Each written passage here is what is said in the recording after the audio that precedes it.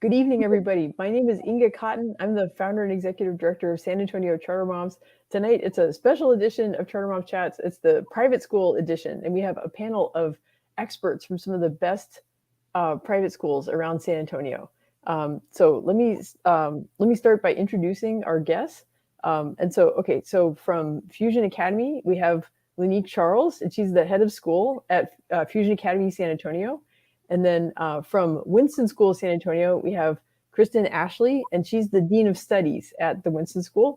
And then in the bottom corner is Andrea Banks, and she's at the Keystone School, and her specialty is enrollment services. So thank you, Lynique, Kristin, and Andrea for joining me. And we have a whole bunch of questions queued up that we want to share about private schools. We're also hoping that the audience will also share about, or also ask questions about private schools so that we can make this as helpful as possible. So, and then I just want to make a note, we're going to gather this group again on November 2nd for another private school panel. And we hope that we get a new set of questions and have more interesting things to share. So, okay, so now that I've introduced our panel, and let me give each of them a chance to talk about like what is unique about their school and what role they have at their school. So I'm going to send it over to Lynique first.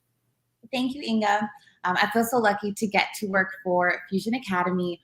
What is so unique about Fusion is that we're fully accredited private 6th through 12th grade school, but we teach our students in a 1-to-1 ratio. So one student, one teacher in each classroom, and our instructors have the ability to really customize and individualize our students' learning so that they kind of relearn how they learn.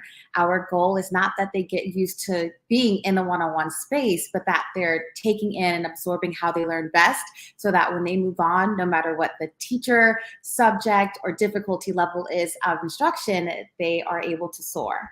So that's what we do with Fusion. Thank you, Inga. Thank you. Okay, let's see. Let me give Kristin a chance to talk about Winston School. Hi, everyone. I'm the Dean of Studies at the Winston School, San Antonio.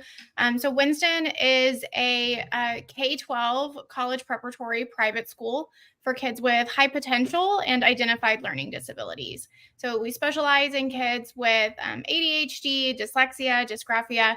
The list goes on, but we have about 200 students, K through 12. We just focus on providing that individualized instruction. Thank you, Kristin. Okay, so Andrea, I'm going to put you on the big screen so you can talk about what you do at the Keystone School. Good evening, everyone. My name is Andrea Banks. I'm the Director of Enrollment Management at Keystone School. Keystone School is a pre-K through 12 school in the heart of San Antonio, about 10 minutes from downtown. We are the top academic school in San Antonio. We were just rated #1 on niche for #1 private high school in San Antonio, even though we're pre-K-12. We offer an accelerated curriculum, challenging academics, but also an environment that's kind and nurturing and very diverse. So I like to say, if you have a front row kid, that Keystone is the school for them. That's awesome. Thank you for each of you for explaining about what's unique about your school. So so I have some questions queued up that I especially want to ask y'all, and then hopefully we get some comments and some feedback from the audience. So, the first question I want to ask is for Lynique at Fusion. So you mentioned that Fusion Academy offers one-on-one education. So I was wondering if you could talk more about what that looks like. Yeah, sure. So we typically serve 4 different types of students at Fusion. We have those students who are ready to accelerate in the traditional classroom. Maybe it's moving a little too slow for them and they are ready to take it up a notch. That's student number 1. Student number 2 is maybe a student that has some significant skill gaps and we need to maybe slow down their pacing to fill that in and help them get those foundational skills. Student number 3, These I call the superstars. So these students may be professional actors, athletes. They need a different sort of schedule. The Monday through Friday, 8 to 3, just won't cut it for them. And then we also get a fourth group who maybe just don't fit in those big, large school settings. They need something more intimate. With Fusion being a micro school, we're able to serve them on a much smaller scale since we only serve up to 100 students per school year. So Inga, you heard how different all 4 of those kiddos are. That means that we need to do something different for all 4. And in a one-on-one space, we can do that. Our teachers are able to pace our kiddos as quickly or as slowly as needed. The flexible scheduling is really helpful for some families as well. And then, I mean, just to see students start to grow in a small capacity, maybe students who never had a voice in the large settings, you see them start to become, I don't know, really empowered. And so in, again, that one-on-one space, they just have the opportunity to be seen and heard in the way that best supports that kiddo. Yeah. Does that answer your question? Yes. And the way you described, like, you know, how unique those students' needs are, I can understand why you can't put all those kids into the same classroom and just expect that learning model to work for all those kids. Okay, so I want to ask right off the bat, let's see, my question about Winston, I wanted to kind of follow up, like you described, like, you know, different types of students that you serve who maybe learn differently. And I'm wondering, what does Winston do to meet the needs of those students who have these different diagnoses and learn differently? Yeah, so first and foremost, our priority is understanding how the student learns. So we look at the student's complete academic and cognitive profile. We just working with the students, learning a lot about the student's background. We make sure before they even step inside the door that we understand how they will learn best. And then with the way our classes are set up, students are grouped based on their strengths and their needs. So we're able to accelerate students based on their strengths and then mediate those needs in a small group setting. Because we're a private school, a diagnosis doesn't mean that you get services, or services are not, or accommodations are not exclusive to students who have a diagnosis in something. Accommodations are provided freely for students, given that that's how that they will learn best. So some of that includes the master notebook, daily or check-ins with their advisor throughout the day.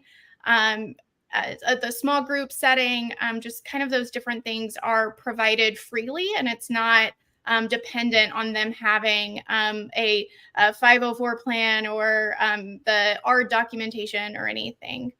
And then we also really focus, because we're on a small ratio, we average about 10 to 1 in a class. We can provide that really targeted instruction to, again, accelerate student strengths and mediate any difficulties that they have. Yeah, well, Kristin, that's really helpful. That adds more detail to the picture. And I think what like, you know, speaking as the parent of a special needs child, and you know, I know, you know, and many families join the Facebook group because, you know, their child's needs aren't being met at their particular school. And so I think what you're talking about is, well, partly it dispels there's a myth that charter schools or that private schools simply don't serve kids with special needs. And the same myth can apply to charter schools as well. So it's really, the answer is it depends, right? It's really more complicated. And anyway, we can get into this more, but I feel like that was a really helpful introduction. And that's like, sometimes the struggle, if you have a child with special needs, is dealing with like the categories, the paperwork, the bureaucracy, right? And then when you can bring together, like, you know, teachers who love kids and kids who want to learn, and you can break away from some of the rigidity, then it opens up new possibilities. So Absolutely. yeah. Okay. So Andrea, I want to ask you a follow-up question about Keystone School. And sorry, it's kind of a long question, but I have to make it long to bring in all these elements, because that's what's so unique about Keystone, is that y'all bring together an accelerated curriculum and challenging academics, but there's also the social emotional learning support. So how does Keystone bring all those elements together? Right. First and foremost, Keystone it's an environment for students who love learning, who think outside the box, who love to ask questions.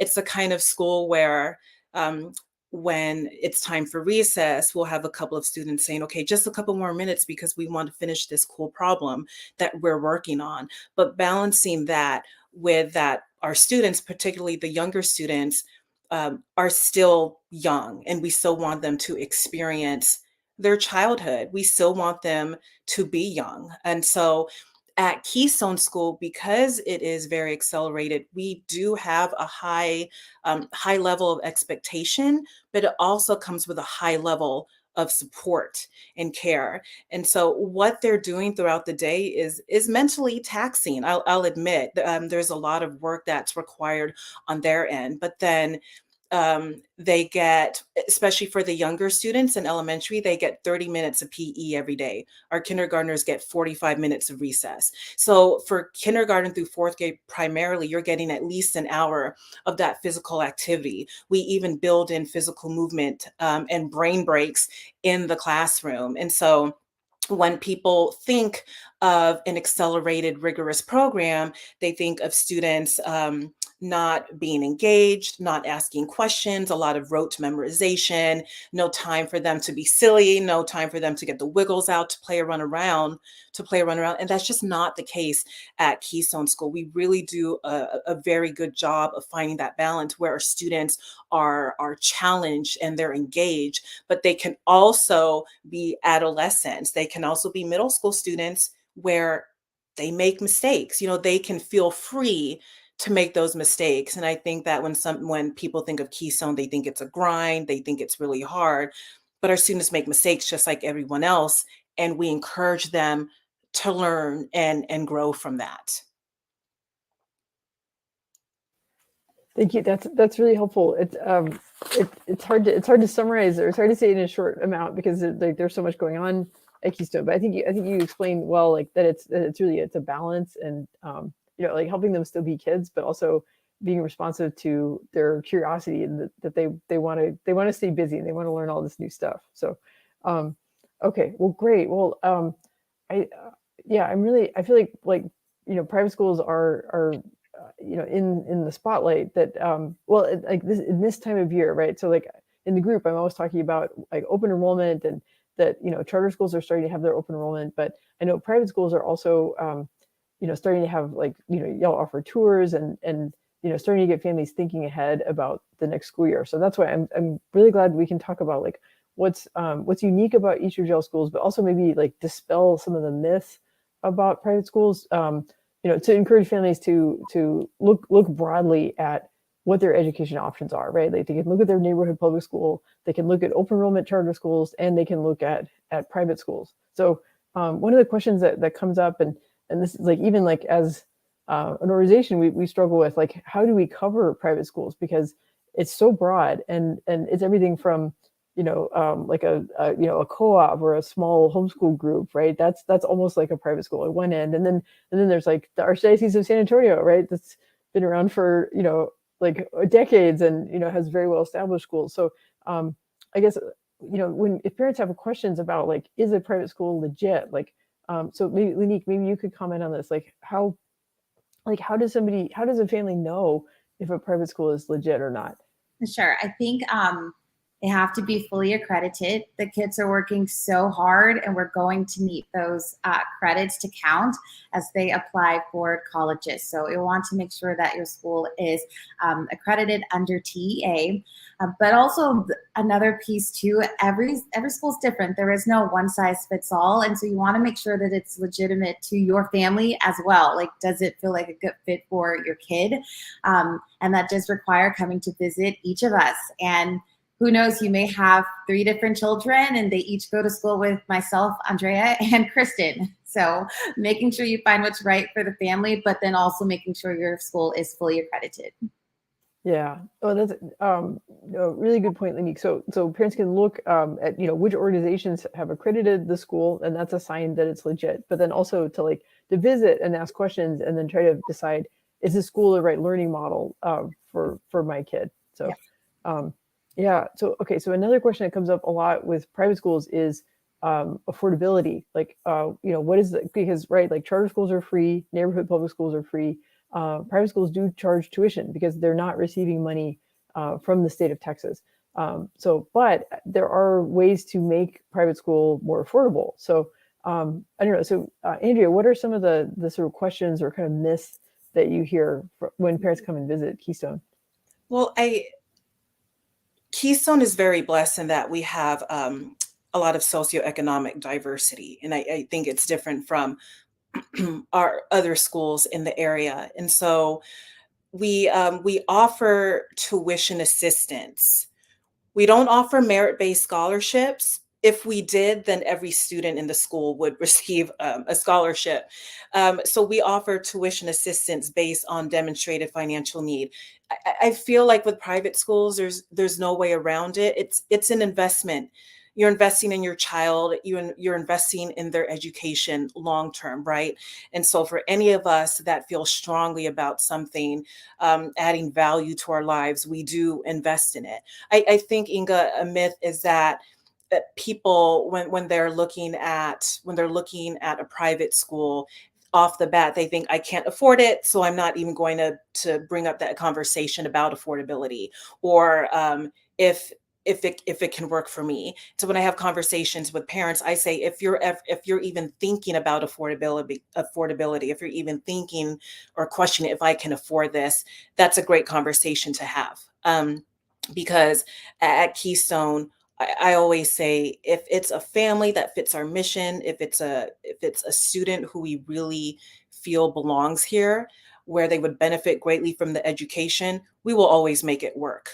We absolutely will. We believe strongly in, as parents are investing in their children's education, we're also investing in that family.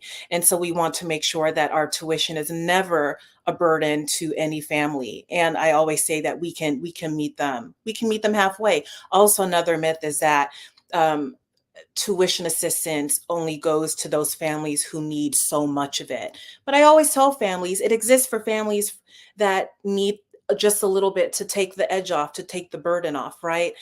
Because like Lynique said, you could have 2-3 students. And so when you factor that in, and you're looking at private schools, it comes out to be a lot. And so we look at that in entirety. And so I always urge families, even if you think you can't afford it, call someone in the admissions office, call someone in the business office. We will talk you through it. And there are ways to afford a private school education. Yeah, well, that's really good advice. Well, partly because like it jives with things that we're always saying, right? Which is like like do more research, look at more schools, learn what's possible, learn what's out there, and then as Andrea says, like have that conversation, open the conversation, and find out what the private school can do to meet you halfway. That just don't just dismiss it out of hand, because there may be more options than you're aware of. And if you don't ask, the answer is always no. Right. Yeah, I'd say, hey, Kristin, did you message me? You had something to add on that? Yeah, I was going to say something to keep in mind too, or when you're looking at private schools, a question to ask is kind of the scholarship opportunities for graduates. For example, Winston, and I can never remember the number because it shocks me every time I hear it, but our graduates receive a ton of money in scholarships for college. So it's something that you might be putting an upfront investment into a private school, but it's very likely that you'll get that return when it comes to college, to where because your child received this enriched education and that more personalized education, they'll receive more scholarships when they're going to attend college. So it might even out in the long run. So that's something to keep in mind as well. Well, and Kristin, while I have you on the big screen, another question that comes up a lot, and I alluded to this earlier, but there's families who like mine who have children with special needs. Like, we're used to having doors closed in our face, right? Mm-hmm. But there are situations where students with special needs can be served at private schools. So can you talk more about that? Yeah, absolutely. The short answer is it depends. It depends on the private school, how they will approach the education of a student with special needs. So it's definitely something, if you have a student with special needs, something to ask when you're going on tours of private schools of what type of documentation do you require? What specific services do students receive? How will you meet their needs? So because Winston specifically our mission is supporting kids with disabilities, then all we require is just documentation and any testing that you've received at that point. Some private schools might require that you do testing through an external service or through the school district. The local school district will do testing for students, even if they are private school students, as long as they're in your neighborhood school. So it just depends, but it's definitely something to ask. We're talking to more and more private schools that are broadening their services for students with special needs because we know more about it now and more students are getting diagnosed. So we're seeing more and more private schools offering targeted dyslexia services, more accommodations for students with ADHD, understanding ADHD and autism better. So I think it's definitely one of those myths that private school is not a place for students with learning disabilities. More and more private schools are opening their services. Yeah, and if I can sort of comment on based on my parent experience, I guess one word of advice for any parents watching this is like don't try to like hide it or think they won't notice. They'll notice, and better to find out up front, right? Because I went on some tours with my son. I homeschooled my son for first grade because none of the charter schools I wanted were open yet, and or had the right model for him. And I did visit some private schools, and there were some times where I kind of got a bad vibe. I was like they observed my son's behavior and kind of gave him side eye, and I thought, okay, you know what, I'm glad I know that now. That way we won't have a misunderstanding later. We've got the message. But I mean, I feel like times are changing, and that a lot more private schools are more open to meeting students' needs. Are more likely to have staff who have training on things like dyslexia, or Kristin mentioned ADHD, and just because of better understanding and better diagnosis. And but yeah, my advice to parents: don't hide it. Be upfront, and if you get that feeling that something's wrong, or if like a relative or a friend or a preschool teacher says, "Hey, your child should be evaluated," like do it. It's better to find out. It's better to get the early intervention because it's not going to go away. It is who they are. But then one thing I've always tried to bring to it, even though sometimes people have told me I'm in denial, is just always believe in your child's potential. That the diagnosis is not a limitation. It's just it's a tool to help unlock the help that they need along the way, but it's still the sky's the limit for them. Absolutely. And those the evaluations that most students go through when they're being diagnosed for a learning difference, specifically if it's a specific learning disability, those full cognitive profiles are so helpful in understanding how your student learns. So even though having a diagnosis can be scary, it's really helpful to get that information to understand where your student's processing speed is at compared to their peers, to understand where their visual processing is at compared to their peers. So that information alone is really helpful, just beyond having the diagnoses. Yeah. Thank you, Kristin. Okay, so we've talked about some of the myths, like about affordability. We talked about the myths about special education, children with special needs. But like another, I think a myth that comes up is that the idea that all students at private school are always overwhelmed with too much homework, right? And because they're such high achieving kids. But I mean, I think what we all want for our kids is like we want them to learn and and keep advancing, but we want them to also be kids and like have a home life and have interests outside of school. So Andrea, can you kind of comment on like how does Keystone support kind of that like homework life balance? Right. So when we had our and that's kind of historically that's been the narrative of Keystone. It's there's too much homework, or there's just too much work in general. When we had the ISAS accreditation team come to our school, I think 2 years ago, what they found was that our accelerated program in terms of homework load was not any different from another comparable school that was accelerated.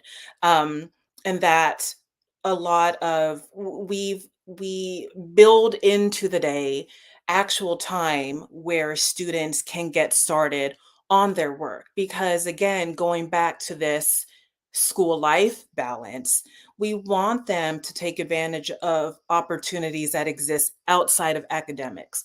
We want them to be involved in sports and theater and different clubs and extracurricular activities. So for middle school, we have a study hall period built into the day. And that is when they are supposed to get started on any homework that they have, any classwork. So by the time they get home, they can dedicate most of their evening to spending time with their family, having dinner with their family, playing video games. It is middle school after all, or, doing something else that really interests them. And for upper school, that's when they start getting free periods, which is 50 minutes long. They also have lunch as a free period. And as they get older, they could have 2 free periods back to back. And so, the homework and the classwork that we assign is very intentional. It's never busy work. It's never something to just have them do. So then we correct it and grade it and move on to the next thing. It reinforces what they're learning in class. But at Keystone in particular, homework is there. You can't get around it. But I think what's important about it is that we've built structures into the day where they can get a head start on it, and that it's intentional, and that the workload that our students have is no different from any other accelerated school. Thank you. Yeah, Andrea, that's really helpful because it kind of, yeah, like it paints a different picture of what a Keystone student's life is like. Like it's not all homework. It's they go to their classes, they do exciting work.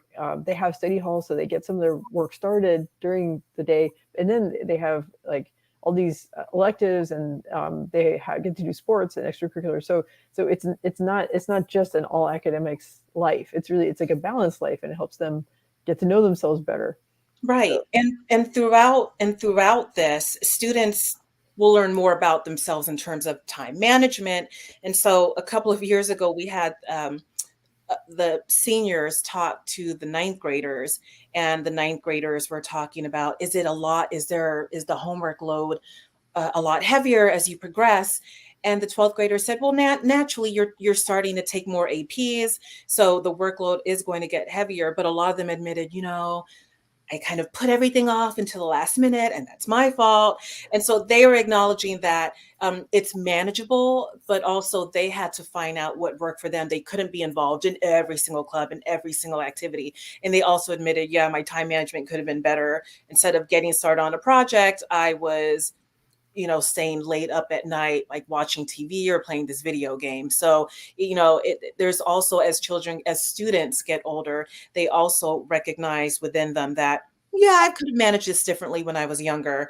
And I liked that transparency that the older students said to the younger students, kind of dispelling this whole myth about you're going to be bogged down with hours and hours of homework. On the one hand, you will have more work because your studies intensify, but you get a better understanding of the type of learner you are. Yeah. Well, I appreciate that, because it's the, like you have to give kids a little bit of room to make mistakes, right? Because then they can learn from those mistakes, and then hopefully they're learning, things that will help them in life. And I'm thinking, yeah, there's things I've procrastinated on, or things that I haven't managed my time as well as I should have. And, I'm in my 40s, so I should know better by now. Right. But, but we're all human, and we all get to learn from our mistakes and have a little bit of grace. So, so Lynique, I wanted to ask you also about like sort of this, balancing academics, but then also having time to develop these interests. And so like, what does that look like at Fusion? Sure. And Andrea, you hit the nail right on the head. I think I can speak for everyone here on this call. where our kids are more to us than just transcripts, right? So of course we want them to excel in the classroom, but we also care about their hopes, goals, dreams, passions, even fears maybe. And so we have to make sure that, they have time outside of school, just like any of us. So a fusion student, I think a big misconception is that since we're one-to-one, your kiddo is going to be one-to-one all day, 8 hours, and I can assure you that is not the case.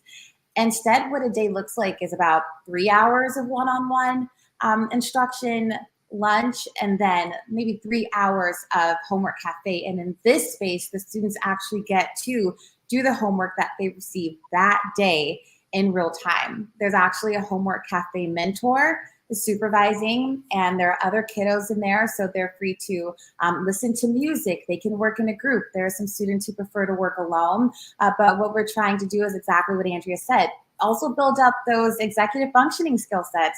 Sometimes I think we forget that in elementary or middle school, we never really took a class called executive functioning, right? There was no section called time management and organization. We kind of had to figure it out in real time while you're learning your other subjects.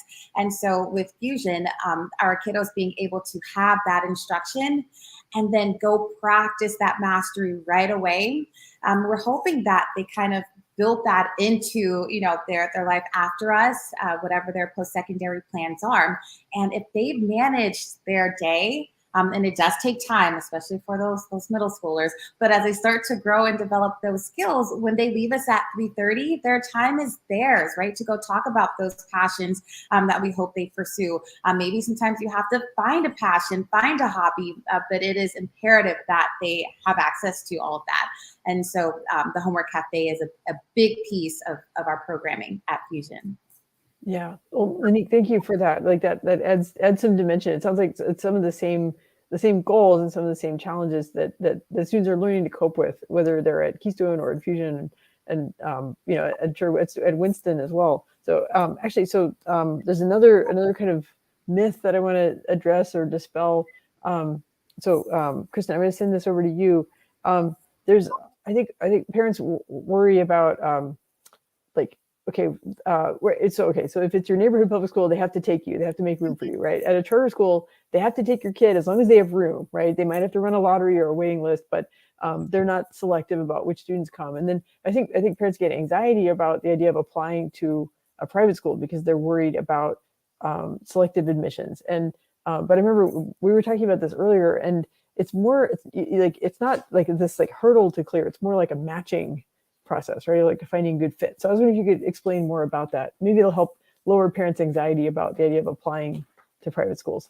Yeah, absolutely. I tend to think of it as when someone is applying for a job as well, because not only are you looking to see if the company is going to be a right fit for you, they're also seeing if you're going to be a right fit for the company. And so we think of kind of a similar or I think of the admissions process for private schools in a similar way.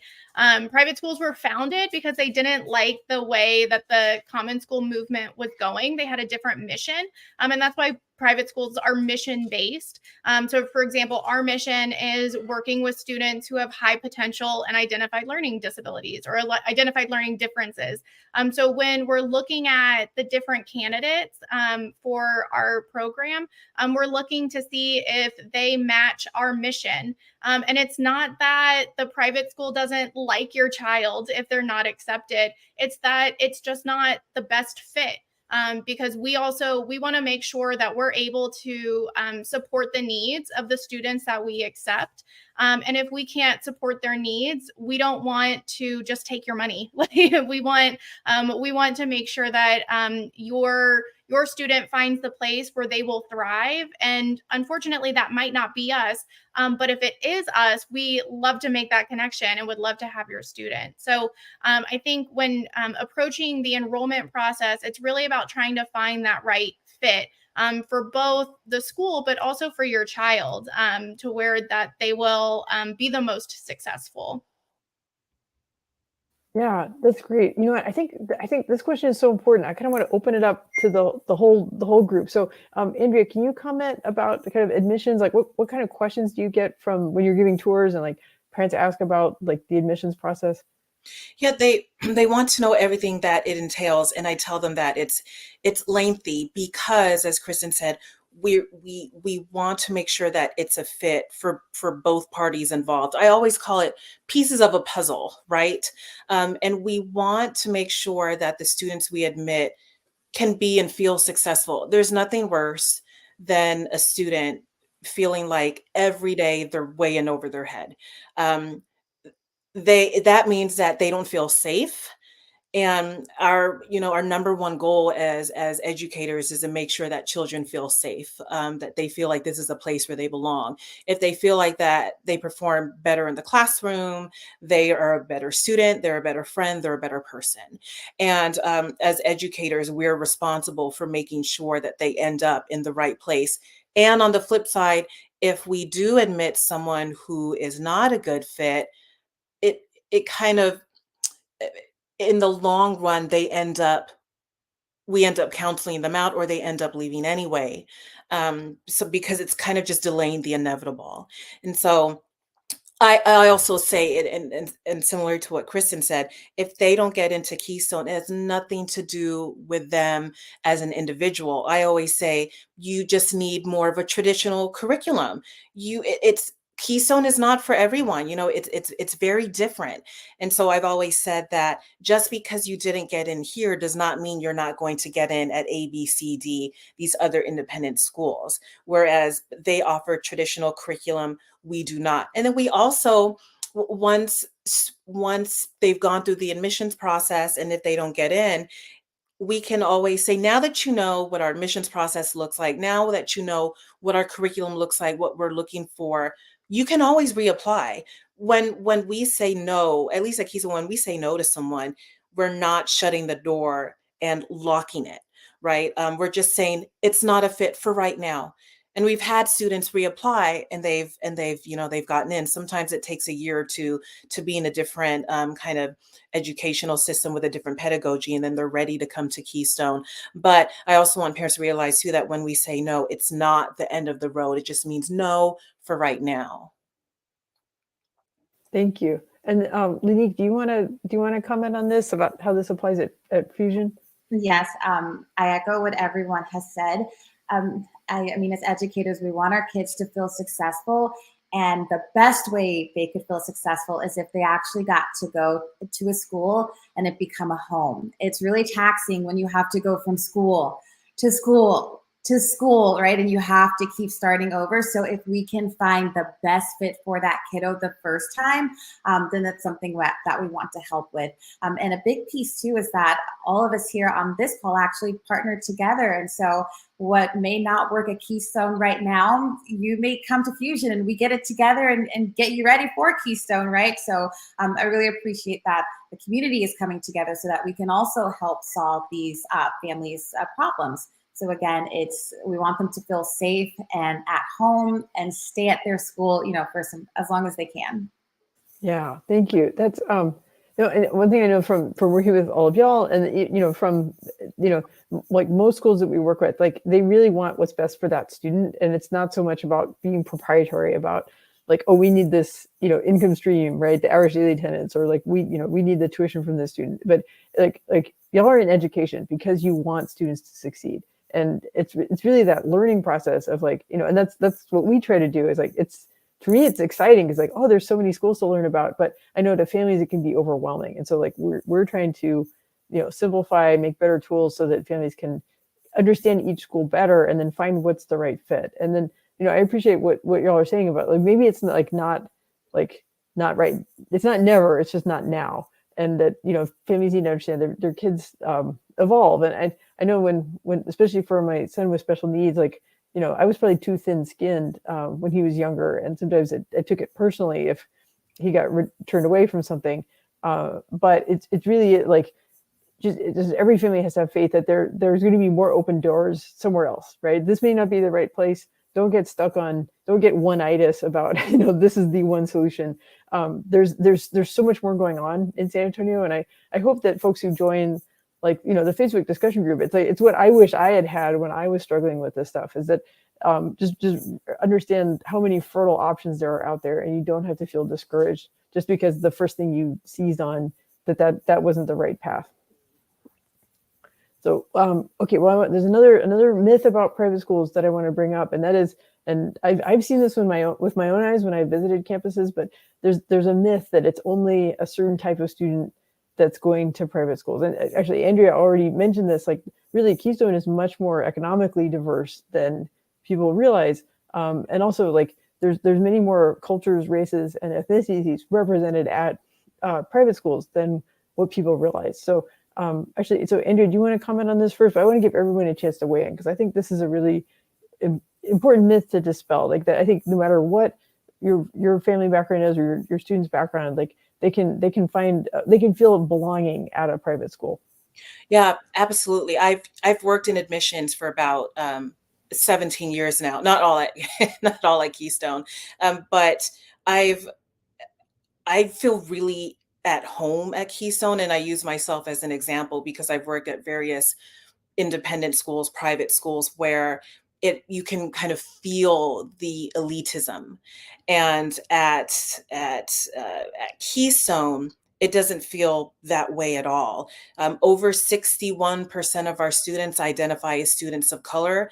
With that diversity comes diversity and socioeconomic background, cultures, customs, religions. And so that also is educational as well. It's not homogenous. If you set foot onto Keystone's campus, everyone looks different from each other. And I love that. It's preparing our students for college, who their roommate's going to be. Their roommate could be from another part of the country, another part of the world. It's preparing them for the workforce, right?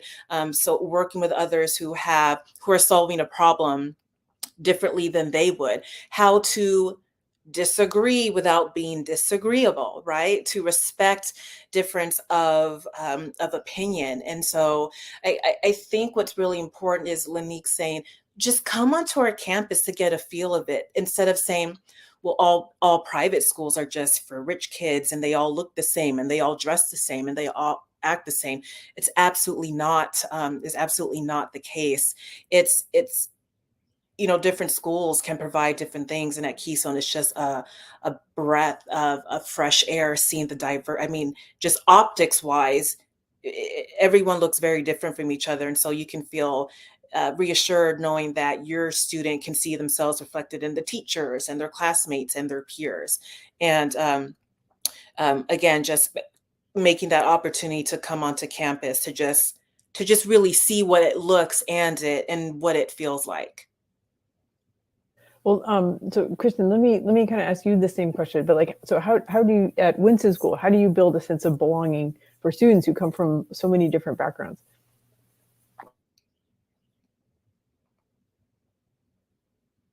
Oh, Kristin, you're muted. Thank you. I appreciate that. I'm keeping it muted so my dogs don't chime in.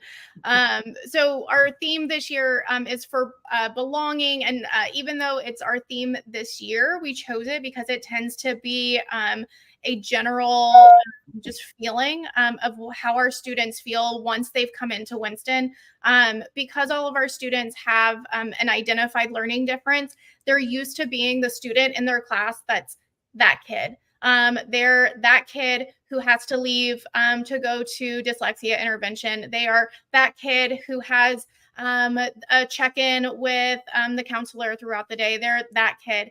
And they come to Winston, and it's funny because if it's their first year, they might be like, oh, well, I have ADHD. So and then you'll hear all the other kids being like, I have ADHD too. Well, I have ADHD. And sometimes the teachers, I have ADHD also, so they're really finding their kind of affinity groups there. And so we use those examples. And then along the same lines, if you were to ask me, what is a typical Winston kid? I couldn't tell you. Our kids are so different. Looking at their just academic profiles, their just the different strengths and difficulties that they have, every kid is different. So they learn that they feel a sense of belonging from the other kids who are similar to them, but they also learn that they have things in common with other people, but they also have things that are different. So we use that example to expand to all of the other different isms, right? So all of the different things that make them different and also similar beyond their differences. So whether that be their race or their family kind of dynamics or their background or the language they speak at home, just whatever makes them different, we kind of relate that to that sense of belonging that they feel when they find things that they have in common with other people, and then also celebrating the things that make them unique. Yeah, I got a little bit emotional. You were talking about like the kids finding connections with each other. Like so I remember, so my son, to take the STAR test, he had accommodations, and one of his friends also had the same accommodations. So they were taking the test away from the other kids, but with each other. And like, this was like, I don't know, we've always been kind of like, we haven't hidden the autism diagnosis from my son, but we also didn't make a big deal out of it. And so he had this, in elementary school, he had this moment where like, he realized like I have autism, you have autism. And then like he came out of that meeting with like just so much pride of like, I'm autistic. And like, and I thought, and you know, hats off to the special ed coordinator who like fostered that attitude and that environment for them where they could, but it was like, I was like, thank goodness. Like I didn't really know how to talk to him about how his learning differences work. And because, I guess because we were kind of low key about it, but then he was able to form this identity and this bond with his friend and seeing that in common. So like, anyway, so I just, when you were talking about like the moments that these Winston school kids have with each other, like, yeah, I have HD, I have dyslexia, like, and then like it affects how they feel about themselves. And then, you know, like Andrea said, like we want to prepare them so that when they're out in the world, they can find people to connect with, they can, in the workplace, in college, like they can be flexible in this very diverse world that we live in. It applies to the parents too. You'll see this like sense of calm once they meet other parents and I think this applies to all private schools because you choose a private school based on its mission, or, you know, there's a reason why families seek out a private school. And I think when you start to meet other people who have that same kind of, those same values, those same kind of priorities that you're meeting, it gets kind of emotional for the parents. You'll see them when they start to make those connections with other parents who have gone through the same thing or who have chosen the same route for their family. Yeah. Okay, so Lynique, I want to give you also an opportunity to talk about. I've seen the wall of pictures up at Fusion of all the students who learn there, and it's a very diverse group, and you know, and you talked about the different student profiles. Like there's students who have like entire careers outside of their school life, even at their young age. So, but so how do y'all build a sense of belonging among the Fusion kids? What's really unique is that I think, like Kristin just said, the kids do it themselves. I'm sure that you guys have all had this encounter where you're doing your admissions meeting and you go on your tour, and at the end of it, I'm talking to mom, and at the corner of our eye, we look at her daughter, and she's in the corner crying. And I'm like, oh gosh, was it terrible? And we're like, are you okay? And she goes, I think I found my people. And so it's like we get to have this safe space where you have all different types of learners from all different types of backgrounds who get to come together and just really build community.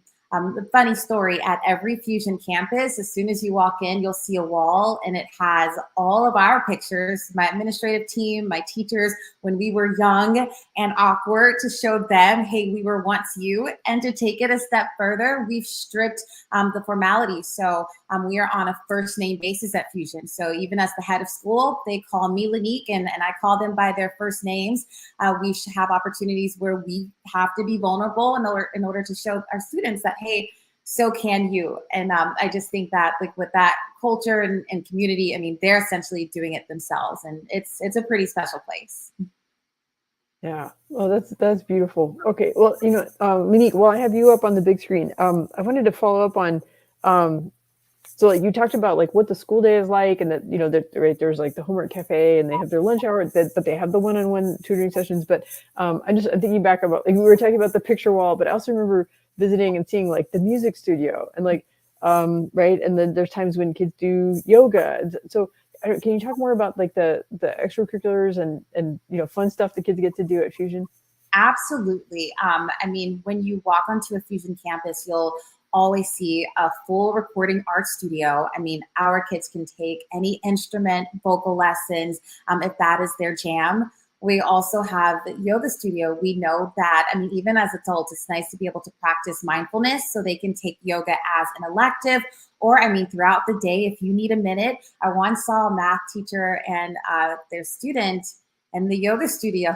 Like, I guess they needed a minute. Maybe algebra was hard that day. And then we also have an art studio. Our kids are beyond creative. And so it's nice to know that, hey, midday, you could have gone from AP calculus to yoga to zen out, and then, go head on over to, I don't know, biology. And another thing too is that although we are a small micro school, a big misconception is that we don't do the things that larger schools do. So we don't necessarily have sports, but we do have clubs that the students pick. When we were picking it, you guys, they said it wasn't cool anymore. We let them pick it. They took ownership, and now they're thriving. Field trips, prom, graduation. So that Fusion kiddo is still going to have a full and active social life, even in that one-to-one setting. That's awesome. Okay, well, Kristin, let me ask you the same question about Winston School. Like, what kind of extracurriculars do the kids get to do? I know I've seen Winston kids doing sports, and sometimes playing against charter schools in sports, right? Make sure I'm unmuted. Okay. Yeah, we have a pretty robust athletic department. We play other similarly sized kind of private and I think charter schools in the area. And then sometimes we travel a little farther. We have 6-man football. We have a volleyball team, basketball, track, cross country. And it just really depends how many students are interested in playing that sport. One of my favorite stories is a student who joined as a high schooler, and he was talking to our director of the student experience, and he was like, hey, like, it'd be really cool if we had like a fly fishing team. And he was like, all right, well, if you can find a couple other kids who'd be interested, we'll make it happen. And sure enough, he found a couple of kids and, or I'm sorry, bass fishing, not fly fishing. And they created a team. I'm not sure how that works, but they do it. They've started this bass fishing team just because one kid was interested, and he approached the director of the student experience about that. And we also have, because we are so small, one of the benefits of that is it's not tough competition really to be on the team. We get very competitive against the teams that we play. There is definitely that sense of competition in the sport, but to be on the team, we have a very inclusive mentality of if you want to learn how to play volleyball and you're in high school and you've never played before, sure, come try it out. We'll let you play. We'll see if it's something that you're interested the same goes for any of the other sports. So where a lot of students in the large public schools would not have the opportunity to try out different sports, in a private school, they get that opportunity because it's on a smaller scale. Yeah, thank you. Yeah, no, that's a really good point. It's finding your home, finding your people. So, Andrea, I know that Keystone has really robust sports programs too, and I know sometimes they do play the charter schools. I've heard stories, especially Great Hearts Monte Vista, just up the street, right? Yeah, well, everything that Kristin said, I can pretty much just piggyback off of that. We're actually right now we're playing. I don't know which team we're playing against, but we have volleyball, varsity and JV playing tonight. I believe JV started at 5:30. But it's and it's called Dig Pink tonight. So Dig Pink, it's volleyball. And one of our junior players, her mother passed away from a certain type of breast cancer last year. And so what happened was we had a donor at the school saying that they would donate $15 per individual who showed up to the game tonight, and that money would go towards that specific type of breast cancer research. And so we have volleyball. Our volleyball team girls volleyball is exceptionally strong for the past couple of years. I think 4 or 3 years ago, we had a student get recruited to play D1 volleyball for West Point.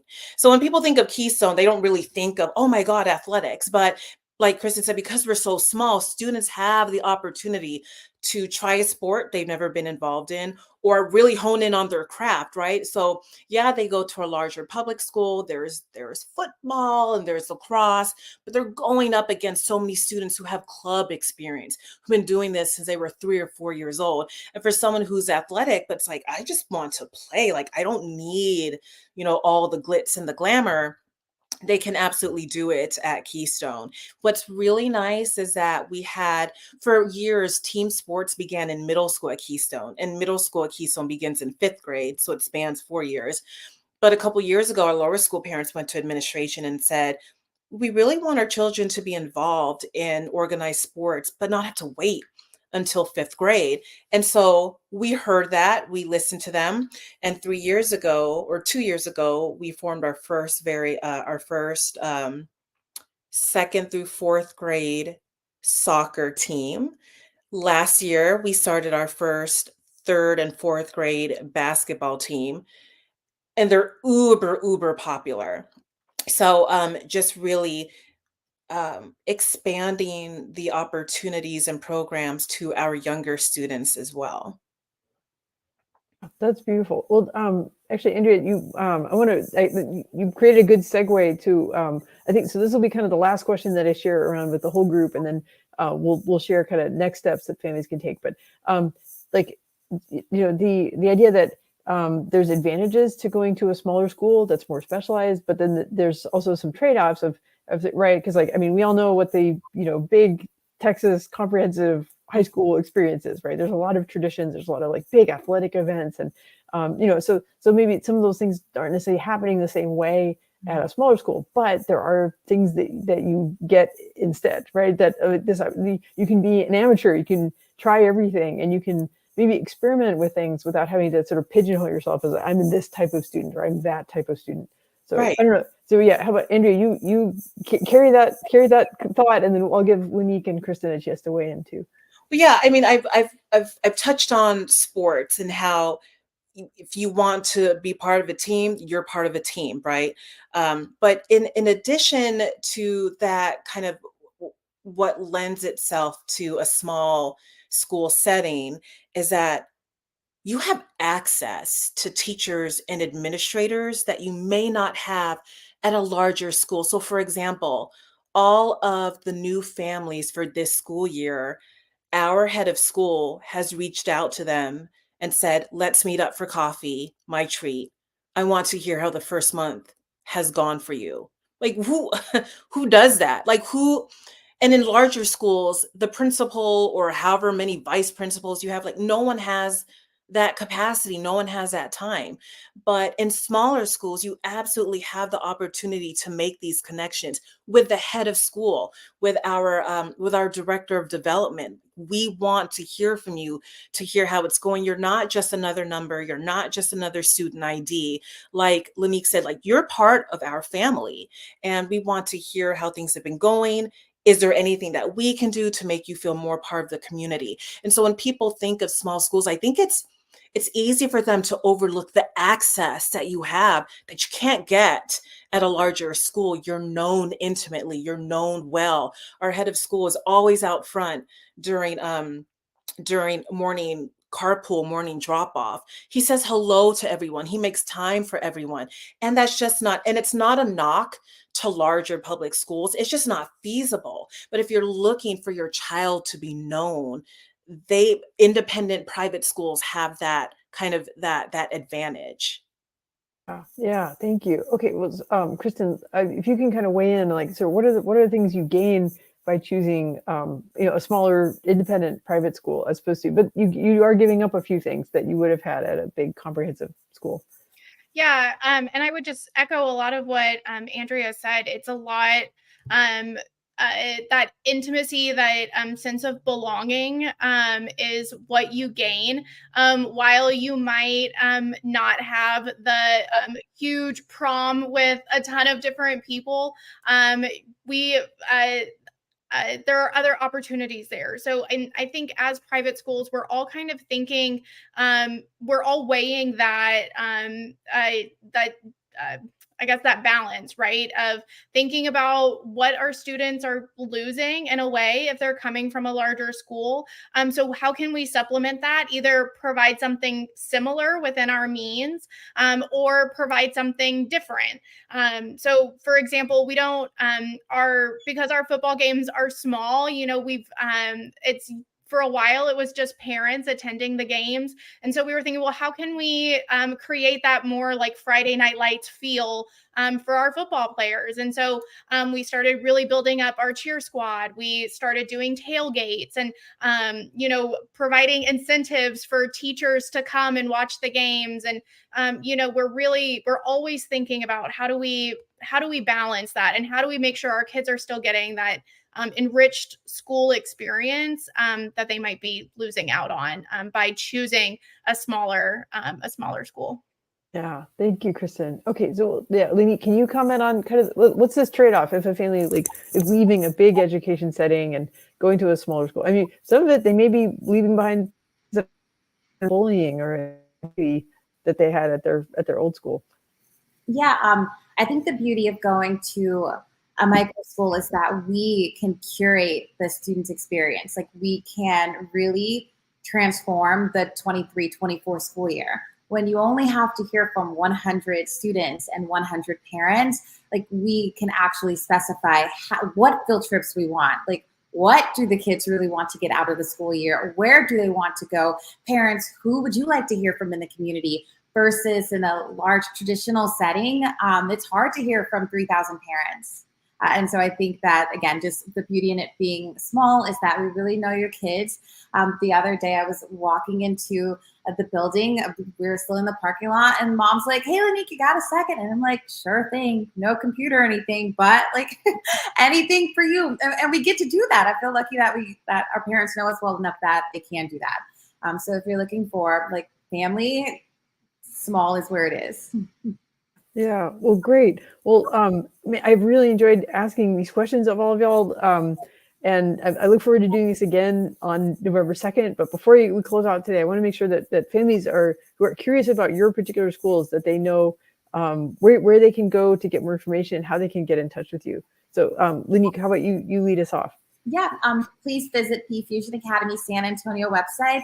You'll be able to enter your contact information. And from there, we can even get you set up with a free session just to get started. That's amazing. Okay, so and then Kristin, can you comment about Winston School? Yeah, so you can check out Winston's website. It's winston-sa.org. We have an open house on October 17th where you can meet our director of admissions. And then we also are really active on Facebook and Instagram. We host a lot of public events it's free to the public. They're learning series where if you have a student with learning differences, you can come learn more about their experience through school and how to support them. So I would also check out our social media pages to see about those free events. I'm getting there we go. Okay, so anyway, I got the Facebook one up real quick. So it's WSSA Eagles, but if you just search Winston School San Antonio, that will get you to the right page, because there's other schools with similar names, but Winston School San Antonio. Yeah, we are San Antonio. Yeah, that'll get you the right one. Okay, great. Okay, so Andrea, what advice do you have for folks wanting to learn more about Keystone School? Oh, just get in contact. KeystoneSchool.org. My information will be on the website. Call, email, visit, do all the things. We have an event called Visit Keystone for kindergarten through fourth grade prospective applicants on October 18th. It is a wonderful opportunity to tour campus, meet administrators, see classes in action. It's like a very mini open house, but it's during the school day. And then if you have a student who's in middle school or upper school, we have a Visit Keystone event for those divisions on November 8th. But if you go to our website at KeystoneSchool.org, it's all there on the homepage, and you can register for those events there. That's awesome. Okay. Well, this is there's so many moments I kept getting emotional, right? But it's, you know, it's we all want the best for our kids, and you guys are you and your teams are creating these really unique learning environments. And I hope that this has opened some minds, opened some eyes that parents who maybe weren't considering private school. But now that we've dispelled some of these myths about like how, you know, selectiveness or affordability, you know, special needs, that families can take a closer look. And I really encourage families to, like, if you're curious about a private school, go and visit, learn more about it, figure out if it's a great fit for your kids, you know, kind of interview each other, right? And then and ask those questions about financial aid and things like that. Okay, well, thanks y'all so much. Thank you for joining me this evening, and I look forward to talking to you again soon on the November 2nd event. Thank you, Inga. All right, take care. Bye. Night.